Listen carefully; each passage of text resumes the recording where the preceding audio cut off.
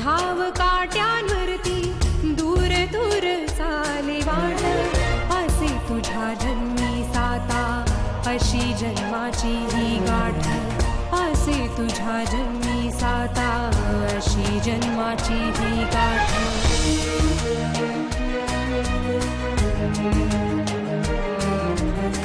खेळ चाली नशिबाचा भोग रोज तू परीक्षा खेळ चाली नशिबाचा भोग रोज तू परीक्षा तुझ्या जन्माला लागली अशी अग्नी परीक्षा अग्नि परीक्षा अग्नि परीक्षा अग्नि परीक्षा। अगं मुक्ता, ही तुझी भाषा माझ्या आवाक्या बाहेरची आहे बाई। काही साधं सोपं बोललं तरी चालेल। मोहितच्या जवळ जाऊन त्याच्या मनात घर करायला हीच योग्य वेळ आहे ना।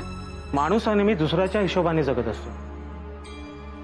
अरे ती एक साखळी आहे, कुठलाही माणूस ती तोडत नाही आणि तूही तोडू नकोस। विश्वास असावा, अंधविश्वास नाही।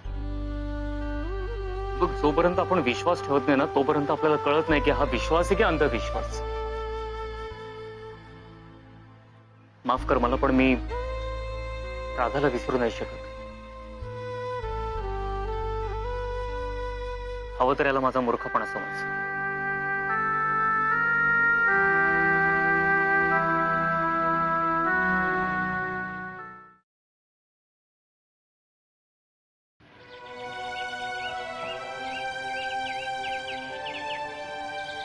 जुई, ऐक ना माझं। मुक्ता प्लीज, मला तुझं काहीही ऐकायचं नाहीये। मला खूप काम आहेत, जाऊ दे मला। मला माहितीये तू रागवलीस माझ्यावर म्हणून बोलत नाहीस माझ्याशी।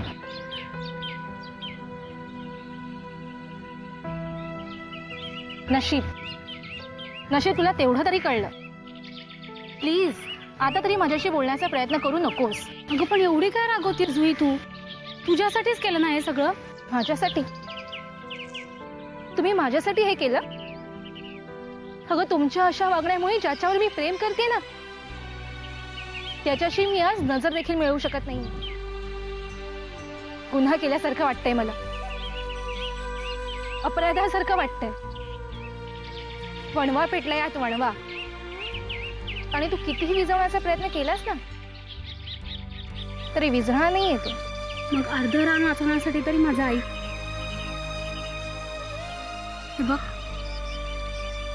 जे झालं त्याबद्दल आम्हाला माफ कर। अगं पण जे काही केलं ते तुला आणि मोहितला जवळ आणण्यासाठीच ना। त्याच्या मनात तुझ्याबद्दल फिलिंग्स निर्माण व्हाव्यात म्हणूनच केलं ना हे सगळं। हो, पण तुमचा मार्ग चुकीचा होता ना। मोहितला फसवून मला त्याचं प्रेम मिळवायचं नव्हतं। मला प्रेमाने हक्काने त्याचं प्रेम मिळवायचंय।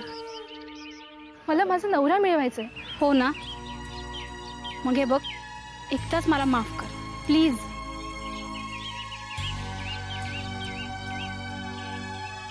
केलंस ना? हो। हे बघ, आता मी काय सांगते ते नीट ऐक। मला तुला खूप महत्त्वाची गोष्ट सांगायची। महत्त्वाचं का? आमच्या घरच्यांनी राधाचं श्राद्ध घालायचं ठरवलंय। काय? धक्का बसला ना तुला पण हे खरं आहे। आमच्या घरच्यांनी येत्या पितृ अमावस्येला राधाचं श्राद्ध घालायचं ठरवलंय आणि त्यावेळेस तुला तिथे असणं खूप गरजेचं आहे। अगं पण मोहितला हे मान्य आहे? नाही, त्याला पण मान्य नाहीये, पण नकार देता येणार नाही आणि नवरा म्हणून त्याला तिथे असणं खूप गरजेचं आहे। आणि त्यावेळेस तुला त्याच्या जवळ असणं हे खूप गरजेचं आहे, कारण मोहितच्या आयुष्यात राधाची जागा आता तुला घ्यायची। समजलं? मुक्त, अगं पण हे बघ, आता काही बोलू नकोस। उद्या माझ्या घरी ये, पुढचं सगळं मी तुला समजून सांगेल. हं? ठीक आहे, येऊ मी. ये.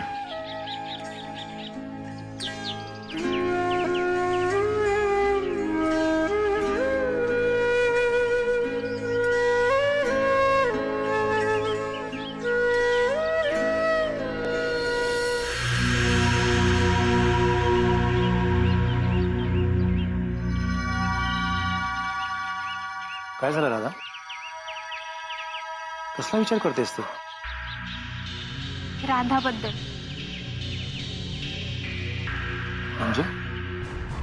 म्हणजे तुम्ही राधा बनवून मला तुमच्या घरी घेऊन जाताय खरं, पण मला तिच्याबद्दल फारशी काहीच माहिती नाहीये. मी पकडले गेले तर? नाही पकडली. तुम्ही एवढं विश्वासाने आणि खात्रीने कसं काय सांगू शकता?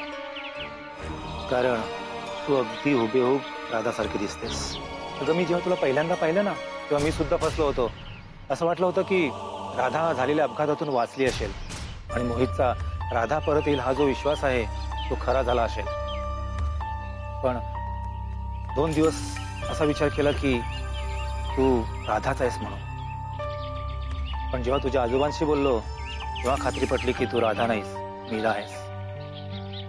दिसण्यावरून तरी तुला कोणीच ओळखू शकणार नाही. हा फक्त राहिला प्रश्न तो बोलण्याचा. तर गेल्या गेल्या मी सांगेन की तुला जो अपघात झाला होता त्याच्यात तुझ्या डोक्याला जबर मार लागला होता आणि त्यामुळे तुझी स्मृती कमी झाली होती. तू काही विसरली नसलीस तरी तुला काही जास्त आठवत सुद्धा नाही. पण आपण हे सगळं का बोलतोय? ह्या सगळ्याची काहीच गरज नाहीये. का? म्हणजे मी काही समजले नाही.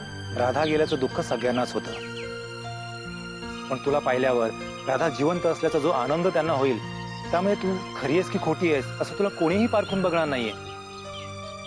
त्यामुळे तू अजिबात काळजी करू नकोस. फक्त मी सांगतो तसं वाग. तरी पण मला राधाबद्दल थोडी तरी माहिती सांगा ना. ठीक आहे, जाता जाता तुला मी राधाबद्दल जुजबी माहिती सांगतो आणि घरी गेल्यावर तुला कळेलच राधा कशी होती ती. बरं, आपण इथून घरी जायचं कसं? ते मी बघतो. तिकडे बाजूलाच एक फोन दिसतो, मी जरा एक कॉल करून येतो.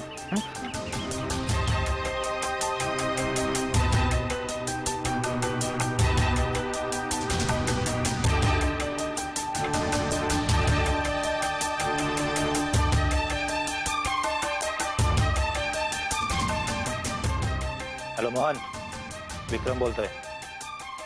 हो मी ठीक आहे. वाचलो रे सुदैवाने. हे बघ, तुझ्या सगळ्या प्रश्नांची उत्तरं मी नंतर देईन. हे बघ, तू आता काहीही विचारू नकोस मला. हे बघ, मी जे काही सांगतो ना ते नीट ऐक.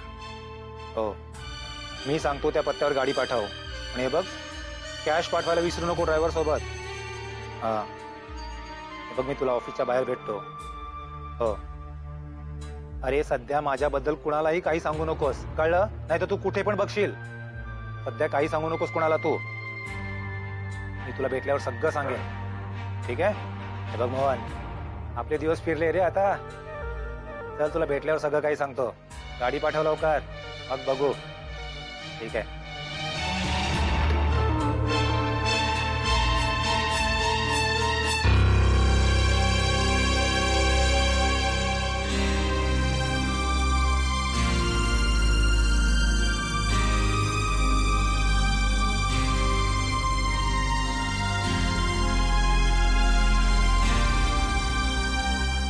अग्नि परीक्षा.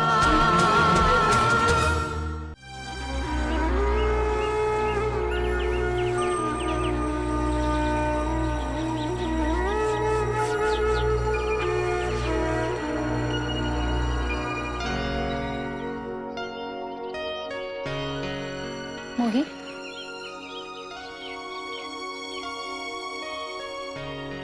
मोहित, अरे सावळ स्वतःला. नशिबापुढे अश्रू ढाळून जर ते बदलणार असेल ना तर मी नाही अडवणार तुला.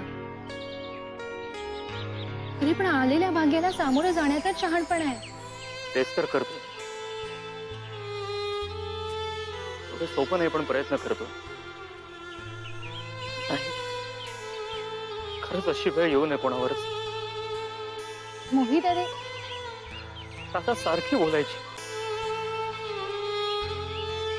मोहित, तुझ्या नावाचं कुंकू लावताना खूप बरं वाटतं रे. ज्या व्यक्तीवर आपण जीवापाड प्रेम केलं त्याच व्यक्तीच्या श्राद्धाला हजर राहायचं. मोहित, मला कळतंय तुला खूप त्रास होतो, पण तुला होणारा हा त्रास तू तुझ्या घरातल्यांना देणार आहेस का? एकदा नकळत तू त्यांना त्रास दिलायस, त्यातून सावरलासही, मग यातूनही सावर. नाण्याला दोन बाजू असतात. बघ ना, कदाचित तुझा असा निर्णय घेतल्याने राधाच्या आत्म्याला शांती मिळेल, तिला मुक्ती मिळेल. असे सकारात्मक विचार तू का करत नाहीयेस? मोहित, मनुष्य थांबत नाही किंवा त्याचं आयुष्यही थांबत नाही. दृष्टिकोन महत्वाचा, बाकी सगळं भूतकाळात जमा. फक्त एकदा राधा नाही असा विचार कर तू, म्हणजे मग काय तुर्तास सगळं विसरेन, पण उद्या मला तिची आठवण पुन्हा येणारच ना. तेव्हा काय? आणि जुई, तू पण बाकीच्यांसारखं बोलू नकोस. कंटाळलोय मी तेच शब्द ऐकून. मनाला घरं पडतायत माझ्या, आणि त्यातून हे मन खंबीर करायला मला खूप खूप त्रास होतो, खूप त्रास होतो. कसा बसा सावरतोय मी स्वतःला. मोहित, मला तुला दुखवायचं नाहीये रे, पण कर्तव्य आड येते ना माझ्या प्रेमामध्ये. ठीक आहे, नियतीला जर हेच मान्य असेल ना तर ठीक. कर्तव्य पार पाडतो, पण मला खात्री आहे केव्हा ना केव्हा माझ्या प्रेमापुढे या नियतीला झुकावं असतं. आणि हा माझा शब्द आहे तुला.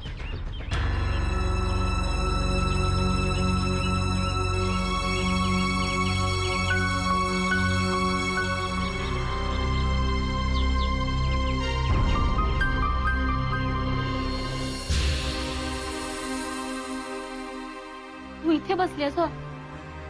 अगं सगळ्यांबरोबर थांबायचं की. तुला कसं कळत नाही ग जुई? अगं तुझ्या आयुष्यात मोहितचं खूप महत्व आहे, सगळ्यांना दिसायला हवं. आणि तुझ्याशिवाय मोहितच्या आयुष्यात दुसरा कुठलाच पर्याय नाही, हेही कळायला हवं. चल चल माझ्या बरोबर. नाही, मी नाहीये. का? कारण मला त्रास होतो त्या वातावरणाचा, आणि मोहितला बघितलं की जरा जास्तच. म्हणूनच तुझं मोहित जवळ असणं. तो तू मोहितला नीट बघितलंस? किती अस्वस्थ आहे तो. अगं तो तुटतोय आतून. माझी आजी नेहमी म्हणायची, माणसाच्या मनात खूप दुःख असेल ना की आपोआप डोळ्यातून अश्रू येतात.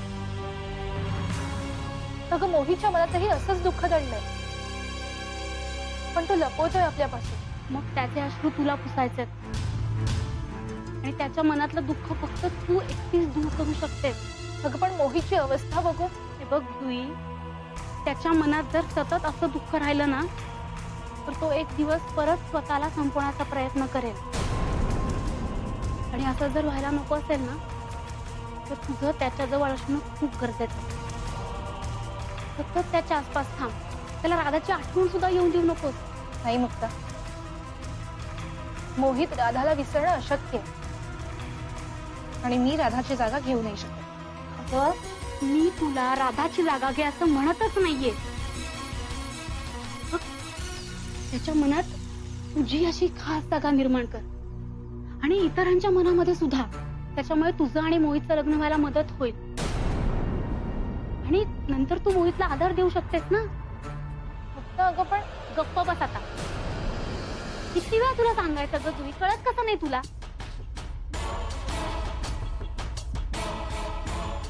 हे बघ, तुझा विश्वास आहे ना माझ्यावर? हो. मग मी सांगते तसं करायचं. हे बघ, तुझं आणि मोहितचं लग्न लावून देण्याची जबाबदारी माझी, फक्त मोहितसाठी. मुक्ता, सॉरी. यापुढे तू जसं सांगशील ना अगदी तसंच करेन मी. I am really very sorry. ठीक आहे, चल आता.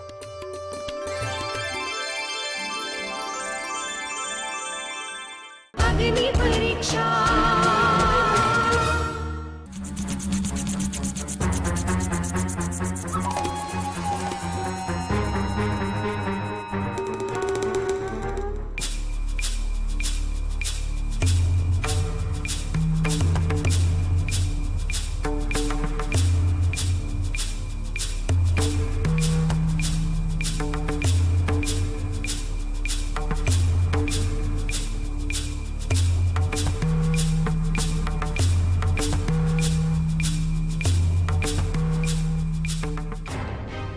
विक्रम साहेब मोहन साहेबांनी पैसे पाठवले. बरं जातो आता.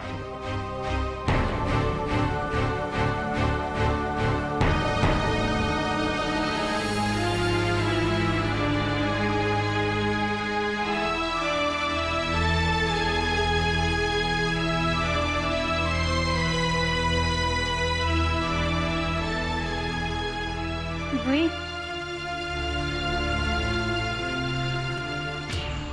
जुई अगं मला तुला दुखवायचं नव्हतं ग. मुक्ता तू इकडे काय करतेस? हं? तिकडे काय विधी सुरू व्हायची वेळ झाली आहे आणि तू इकडे काय करतेस? भटकायला. भटकायला नव्हते आले मी, जुईला बोलवायला आले होते.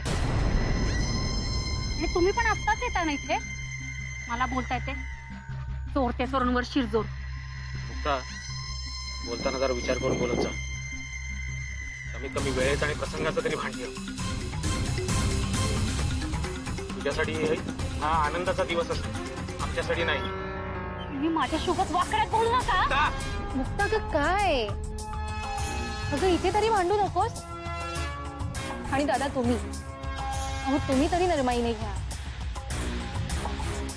मुक्ता ग दादा कर्तव्यापोटी बोलताय आणि ती काळजीपोटी. तेव्हा प्लीज हा वाद थांबवा इथे प्लीज. मी आले.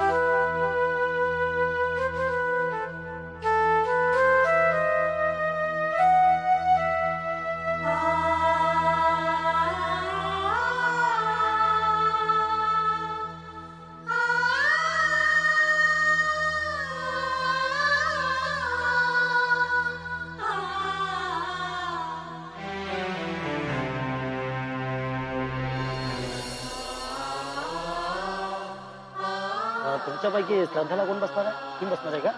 नाही मी नाही, माझा भाऊ मोहित. मग बोलवा लवकर त्यांना. हो. अरे का मोहित कुठे गेला ग? आत्ताच होता की इथे, काय माहिती कुठं गेला. वेळ आहे का कुठे जायची? एवढं पण कळत नाही त्याला. बच्ची बुवा मी आलो. हो ठीक. थांबा, मी आलो.